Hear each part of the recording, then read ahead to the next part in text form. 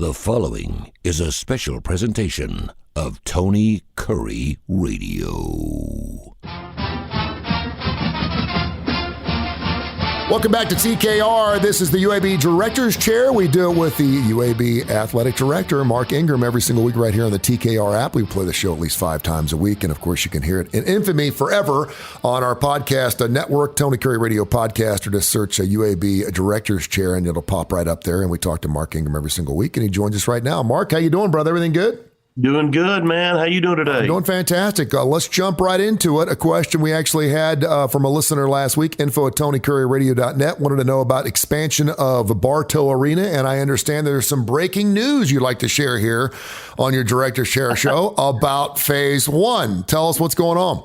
Well, we have intention of renovating the arena. We'd like to really look at our fan areas first. You know, anybody that's ever been with me and had a kind of a deep dive discussion about, you know, facilities and my philosophy around it. I always start with the player areas and then move to fan areas. So if you look at what we did in football, we built the practice facility for our team and coaches, and then we moved our attention to building protective stadium. Same thing in basketball. We built a practice facility that we opened a year ago for men's and women's basketball. That was priority number one. And now we're going to look at the arena. And that's because I say, you know, jokingly, but I am serious. You know, if tonight the Nuggets and the Heat were going to play out in the parking lot, I'd go watch them play out in the parking lot, right? Sure. Because the team is great. So if the team is great, people will go watch them play.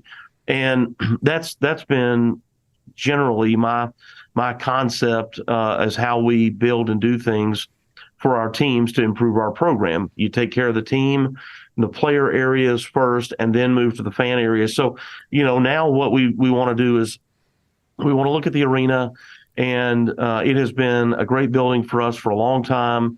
We've seen a lot of great basketball there. The bones of the building are really good, but we'd like to do some things like renovate the concourse and the restroom areas, and maybe even create some premium seating areas for our fans to sort of modernize the building to be more in keeping with what you see modern facilities around the country doing, similar to protective stadiums, things that are more like that. We watch games differently than we used to. I remember as a kid going to a game with my parents or my dad, and we'd get into the gate, and the first thing we had to do was go to the restroom because he didn't want to have to get up again. And the second thing we did was we went to the concession stand, and then we went to find our seat, and then we didn't move. We sat in that seat, and we didn't get up out of that seat until the game was over. And, you know, that was it. That's not the way people watch games anymore. Yeah. It's more of a social experience. We want to go. I want to see my friends. I want to walk around. I want to take pictures. I want to take pictures with my friends. I want to share those pictures, you know, on social media, whether that's in front of a graphic in the concourse or, you know, some statue or monument or, you know, marquee location in the building. That's the sort of thing that people want to do, and which is all fine. You know, you want people to have a good time. It's all, again, part of the total experience. And so we're gonna look at how can we do that in Bartow Arena and serve our fans, as well as create something that when our coaches bring recruits in, they're really wowed by it. And the other thing that's important to me is that we have a lot of former great players. We have a Hall of Fame, an athletics Hall of Fame, but we don't have anywhere that it's displayed. And so we need to find a way to demonstrate and display our history, not just in basketball and volleyball, the 3 sports that play at Bartow, not just those sports, but all of our teams, because we have a proud history with while it's not a short history, but we've got a proud history with a lot of former greats, great coaches, great players that we'd like to display and, again, sort of bring our concourse back to life. How old is that facility? Yeah, it's more than 35 years old, Yeah. Tony. So it's been around for a while. Indeed. The UAB director, Sherry's Mark Ingram. He is the athletic director. You can follow him at UAB_AD on Twitter. And of course, go to UABsports.com for everything going on. I did see a very interesting article this morning on UABsports.com about the Blazer Boosters launching a program called Power Up just in time for UAB's inclusion into the AAC. Can you tell us what that's about and how we can help? Yeah, it's just a challenge to our fans, recognizing that we are competing at a higher level. The teams in the American Conference, generally speaking, raise more money than we do. They sell more season tickets than we do, and if we want to be competitive with those teams, we've got to demonstrate that we're ready to do that. And so we're just asking everybody to consider, increasing their support if they're already supportive, or go get a friend and get them in the boat, so to speak. Get them to buy tickets. Get your friend, your neighbor that borrows your tickets when you're not here. Maybe get them to buy season tickets, and just trying to increase our attendance through ticket sales and through Blazer Boosters, which is our giving arm of UAB athletics. So we're excited about it, and it's just a little mini campaign to try to increase our membership. And by the way, we're less than 100 days away from college football kicking off, and I'm so stoked about Trent Dilfer being the head coach down there, and I just want to come down, and I can't believe he's going to be walking the sidelines down a Protective Stadium. I just think it's super cool. So if that's not a reason to buy tickets, for sure, UABsports.com. He's Mark Ingram here, UAB Director's Chair. We mention this every single week, and we almost have to, the NIL situation and a couple other breaking stories. And by the way, we're doing our 4 best bands we share passions with our kids with, which was one of the most difficult lists I've ever had to come up, because I know I've got 4 bands that I force down the throats of my children. I make them listen to Tony Curry Radio, but I try to take a couple of their bands on in earnestness as well. Senator Tommy Tuberville came out yesterday, and he's working with Joe Manchin, refining a bill that is in text form right now. They're working with coaches, ADs, and administrators in Washington, D.C. He said the NIL rules right now are an absolute disaster. We have got to rein things in. And he really talked about the transfer portal, the fact that some kids can commit and leave before they even take a snap or a shot with their basketball teams. And on top of that, something that broke right before we started recording the show, EA Sports is coming out with their college football game in 2024. They have amassed a cash pool of $5 million, which sounds like a lot, but which means every college football player will get only $500 if they appear in the game with no royalties included. And of course, the College Football Players Association is urging a boycott. You and I briefly talked before we started the show. I would give anything to be in a video game. I think that would be super cool.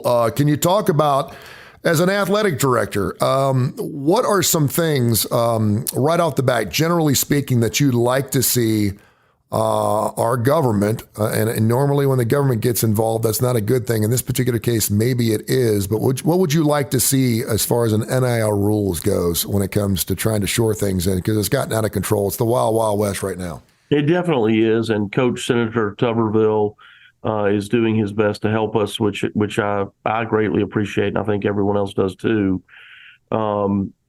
There's a number of things. I mean, number one, I think these pay-for-play collectives have got to be addressed. I don't know why I don't see more about that. If there's some fear, collectives are not businesses. They are simply, it's just a way to skirt the rules to pay players through some fictitious, sort of quid pro quo back. The player puts out some tweet about supporting such and such collective, and that's supposed to suffice. Like they've participated in the use of their name, image, and likeness. This whole thing was created because people thought that players should be able to sell their jerseys, or people thought that they should be able to do autograph signings for pay, or maybe appear on a billboard or a commercial for a local business. That's how this started. Collectives don't do business. They don't do any business. And the few collectives that are out there that have aligned with some charity and give, 3% of their monies to this charity so they can claim that they're actually a charitable arm, I think they ought to be embarrassed of themselves to say that they're doing that. I think it's disgusting. And the fact that they would I don't know. I just think they should be embarrassed. And I watch some of my very good friends and peers talk about it, and I just think, I don't know how you say it with a straight face, that you're out there saying, well, if you give to our collective, you're also supporting children's hospital, sick children, that don't you want to, and if they give 3% to the kids. Yeah. And the rest goes, 20% goes to administrative fees, 3% goes to the kids, and then 70%, 75% goes to the players. That's what it's for. It's not some charitable thing. And so the collectives that we got to get a handle on. I don't think they should exist in any form personally. That's number one. Number two, we've got to find a better way to keep people from recruiting off of our rosters with inducements. And that's what's happening.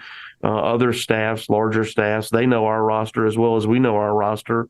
And our kids are coming to us, showing us text messages or social media direct messages from other staffs where they're saying, hey, if you came here, we would pay you X. Wow. And, Trent Dilfer, for example, is just calling those coaches and saying, I'm not going to turn you in, but look, this is not okay with me. Yeah. And of course, those coaches always act like they have no idea. Oh my gosh, I'm so sorry. Mm-hmm. But if you're the player and you have, like, all of us had no money in college, right? They're no different really than any of us. You don't have a job. I mean, you've got all your expenses being paid for through the athletic department in terms of housing and meals and travel and gear. So you're surviving, but you're certainly not wealthy. And then somebody says, hey, we'll give you $50,000. Yeah. And you come over here, or $100,000, and you come over here and you get the money and an opportunity to start. Well, Tony, I've got an opportunity to start. I mean, if I had any eligibility, that doesn't mean I'm going to start. Sure. They toss a jersey on you and put you out there on the field. Everybody's got an opportunity, and then some of these kids, sometimes they'll have their parents pressure them. Hey, this will be life-changing money for us. We need the help. And everyone's socioeconomic background is different. It's a lot of pressure for a kid. And it's hard to see through the forest for the trees, and to know that if they're really good and they stayed here and continue to start for us versus going there, wherever there is, and being a backup or a special teams player, their opportunity to play at the next level is actually better here because they're on the field and get more snaps than going somewhere else. And we've got example after example of guys that thought they were going to, sort of transfer up, so to speak, and then they never got on the field or barely did. And their NFL opportunity actually shrank because they don't have as much film, and it kind of created an impression that, oh, you can't really run with the big guys. Yeah. If you can't play at that school, then why could you play, at an even higher level? And so they don't ever even make it to camp to show their worth. And so let me back up just a little bit because I'm getting a little confused here as a college football fan, and I'll use football as an example here. So if the government does get involved in this and there is some type of bill that's proposed for the whole NIL thing, and it's unfortunate that it just like we didn't see this coming, right? We saw this coming 3 years ago. We knew it was going to. We knew it was going to. And I listen. I think it's horrible that someone would use a charity in order to make money, but unfortunately, there's a lot of non-for-profits that do that because when we get money in our hands, we do stupid things.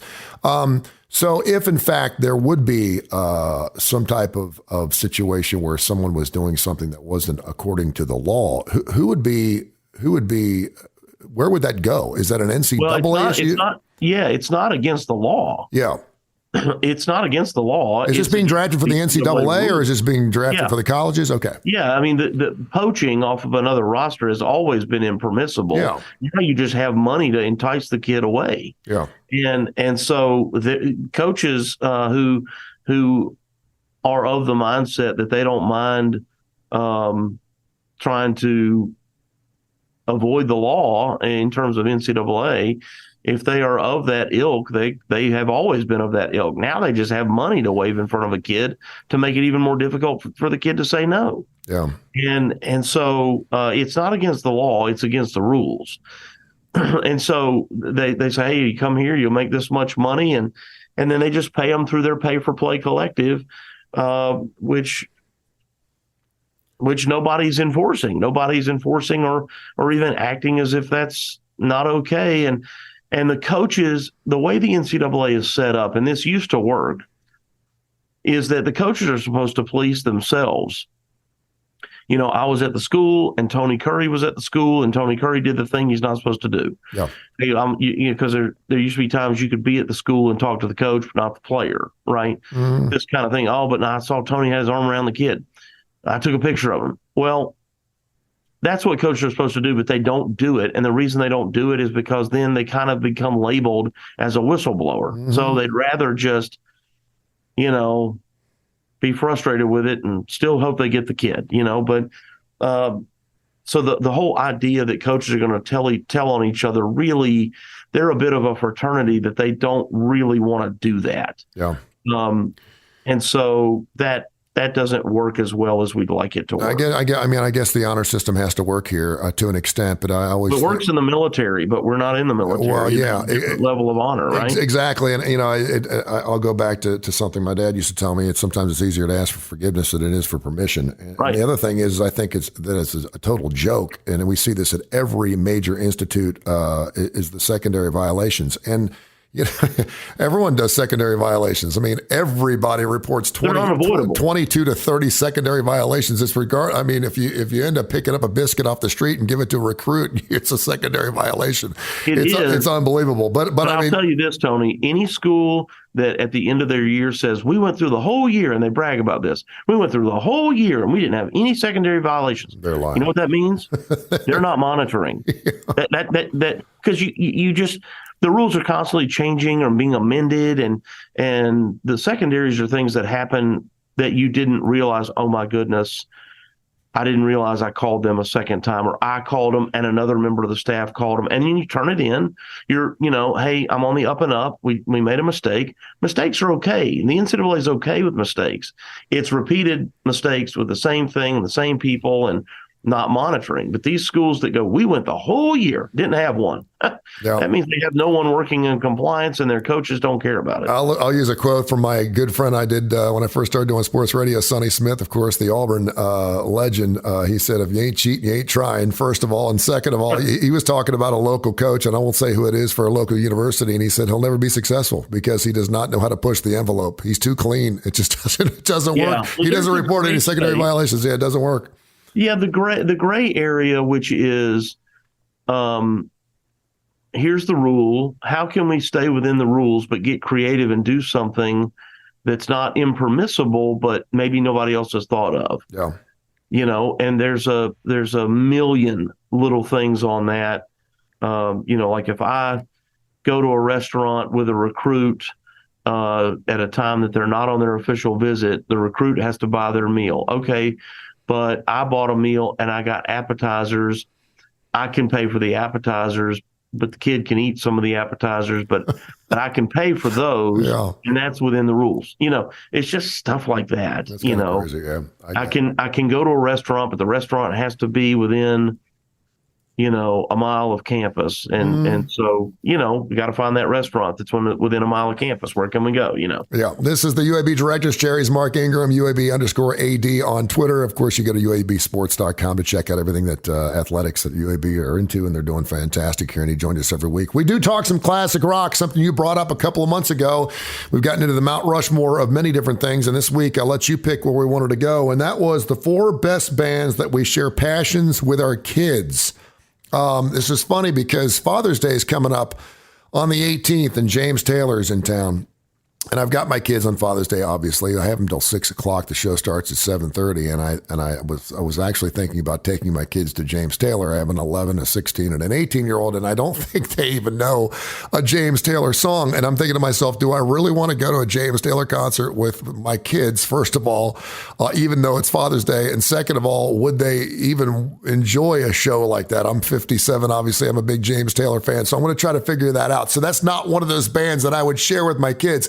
I have, and I know your children, well, you have children of all ages as well. I have been trying to recognize and realize and listen to some of my kids' favorite bands just to kind of be cool, be that cool dad. And there are obviously a lot of classic rock bands that are still incredibly relevant in their lives. They may not know who sings these songs, but if you go to a UAB football game, you're going to hear Thunderstruck, and they know that band. So I don't even know if you have any honorable mentions this week. I'm assuming you do. We'll start there, and then give me your first band. Yeah, I've got a couple, but this was difficult because music has changed so much, and the style of music, I don't love as much as, I guess that just like my parents probably would say that about the music I love. Your musical palette doesn't evolve as well as you'd like. But in my my honorable mention category, I'd put One Republic. I like those guys. Nice. One Republic's pretty good. Yeah. Imagine Dragons. Some of my kids love them, some hate them. But I like their creativity. Both of them are creative. I like the fact that a lot of their music, kind of like Queen, is very different. Like not every song sounds the same. It's not similar. They creatively do a lot of different things, one song to the next. So there's a couple of groups that I'd put in the honorable mention category. All right, give me your first band. This is going to be really interesting. You don't have any honorable mentions? You have no, I don't. I got to be honest with you, because I mean I could mention. The kids are into the rap and the hip hop stuff, and normally when I hear, like I've taken my son to an NBA game, and that's all they play, and I'm like, who is this? Who is this? And he knows every single one of them, and I have no clue unless it's LL Cool J or Tone Loc or something from some Run DMC, and going even back to Cali. Even Run DMC is not cool anymore. And by the way, just to show the difference here, and of course I was kind of a late bloomer. I didn't have my first kid till I was in my late 30s. But my son the other night. We were watching television and Jaws came on, and I said, "Dude, you've got to watch this movie." And he said, "Oh, that was the movie that kept people out of the water the entire year in 1977 or whatever." We watched the first half an hour, and he said, "Dad, this movie sucks. This is the worst movie I've ever." I said, "You haven't seen enough," and it really does. I mean, if you look at Jaws now. He's getting ready for Meg 2 coming out this summer. Yeah. And I said, we didn't have computers back there, man. We couldn't do, computer animation. He goes, "This is the worst movie I've ever seen." And it's a lot, our music's a lot like our movies. The movies we remember is great. Kids look at them now and they're like, "This is terrible. They can't even sit through 2 hours." So, I'll start with my first band, and it's got to be AC/DC. My son knows I'm a huge AC/DC fan. They're playing October 7th from the Empire Polo Fields for the Power Trip tour. It's the first time they played in 7 years. They're celebrating their 50th anniversary this year. I hope they go on tour. But he hears AC/DC at every UAB event we go to, every Titans event, every Cincinnati Bengals game we go to. And so it's been force-fed, and he likes them. They rock, and he's a rocker. He knows here at Tony Kurre Radio, I get after it. He listens to my app. So AC/DC would have to be a band that we actually share, and I would love to be able to take him to an AC/DC concert as a father-son combo. But I have to start with AC/DC. Who do you have? Okay, so we're taking a different approach to this. That's good. That's fine. You've got bands that both of you like. These are all artists that my kids like. Okay. First, that's great. And that they, sort of convince me to tolerate. Gotcha. So the Killers is a band that my kids like, and that's more modern rock than the classic rock stuff that we talk about. But I've never seen the Killers, but I like their music. It's kind of an edgier modern rock sound that I can live with, and my kids seem to like. So yeah, there's my first one on the list. And my last three actually are kids bands, because I could take 4 classic rock bands and say my kids like them, but I'd be lying. Yeah. And it's amazing because I had a father-daughter dance earlier this year with my daughter, and they were playing Radio Gaga, and she loves that song. And I said, "Do you know who sings that song?" She said, "Queen." I said, "That song sucked when it came out." And I said, "Now you guys love that song?" Yeah, right. She's like, "Oh, that's Queen." I was like, "Yeah." So Queen would certainly have to be one of those bands. My daughter is a Katy Perry fan, and I'll be telling you right now, she's soft in the eyes. I think she's fantastic. She's kept it super clean. Her music is inspirational. There's that new Elemental Encanto movie coming out with Disney. I think it's coming out this weekend. And they use her song Hot and Cold. The other night, my daughter was getting ready to take a shower and she was listening to Hot and Cold from Katy Perry. And I just love watching her sing. And the fact that she did a halftime at a Super Bowl, which is really something that doesn't matter how old you are, you can enjoy a halftime show. So that's another band. I'd say Katy Perry. My daughter loves Katy Perry, and I do too. Yeah, I like Katy Perry. She's got a great voice. And that's like my next one, Lady Gaga, who I think has got an awesome voice, super talented. She is just incredibly diverse in her approach. She's, some people say, oh, she's crazy weird. Well, I think she can be. And then I think at the same time, sort of as an entertainer, she, you see her in a movie with Bradley Cooper and she's acting and, but just golly, what a powerful voice that she has, and also appeared in a Super Bowl. So as a modern artist, I think she's terrific. Yeah, she's fantastic. I'd have to agree. I'm not a big Lady Gaga fan. I do like her hats. But you know what? I think she plays, I think she reminds me a little bit of David Bowie and maybe some Alice Cooper in that she's kind of playing a part. I'm not saying she's not into funky, weird stuff. But yeah, when you see her in movies, and she can, man, and I'm dating myself, but Lady Gaga with Tony Bennett was fantastic. I mean, it was unbelievable. His last concert he did was fantastic. So I agree with that. Another band that played, and I'm not a huge fan of his music, but I do hear the music a lot, and I like, who is that? That I'm warming up to is The Weeknd. Another band that The Weeknd obviously played another Super Bowl. Yep. Wasn't really blown away by the fact that he was going to be. I was like, wow, we've had The Who, we've had Beyonce, we have all these huge Paul McCartney playing. Who's this Weeknd guy? I don't even know who this guy is. But it was a great show. I loved the choreograph of the entire thing. He did it where he's walking through the tunnel and everything, and I became somewhat of a fan. And I know my oldest son, The Weeknd's not cool anymore. It's kind of like Pitbull. Pitbull was kind of cool. It was like Pitbull was super cool for us, pasty white 50-year-old dudes, because we wanted to be cool again. And and he's kind of out. So now it's like you say Pitbull and they kind of go, whatever. But I'm going to put Weeknd in there. What's your next one? Yeah, that's a good one. Yeah. I like Coldplay. I think Coldplay is really good. I like their music. I think, again, they mix it up a lot. Great voice. I've never seen them live, but I've seen some video of some of their concerts, which just look like a lot of fun. Looks like people are really into their music, and big crowds, big stadiums, and I think going to a Coldplay show would be really good. Anyway, so I like those guys. Coldplay. There you go. And my last one is going to be a band you brought up earlier in your honorable mentions, Imagine Dragons. It's a band that's kind of transcended the music industry. It's hard not to hear a commercial or see them doing some type of concert, a live DVD, whatever it is, Imagine Dragons. And I tried to find, if it's not rap, Mark, as long as it's not rap and I can understand the words, I'm open to listen to it and try to enjoy it.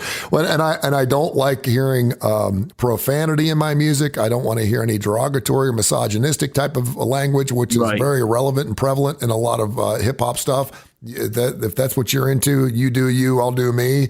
But when it's good, clean, fun, and it rocks, and the kids got the harmony and the melody, and they like the song, then I'm probably on board with it. So I'm going to go Imagine Dragons as my last one. Who's your last one? That's a good one. Well, somehow I've miscounted here, Tony. I'm going to give you two more. Oh, that's fine. Jack Johnson, I think, is really good. I like his music. Yes. I think, he's got a great story on how he learned to play the guitar. He was injured. I can't remember what the injury was, but he was in the hospital for a long time. Like he had a car accident or something.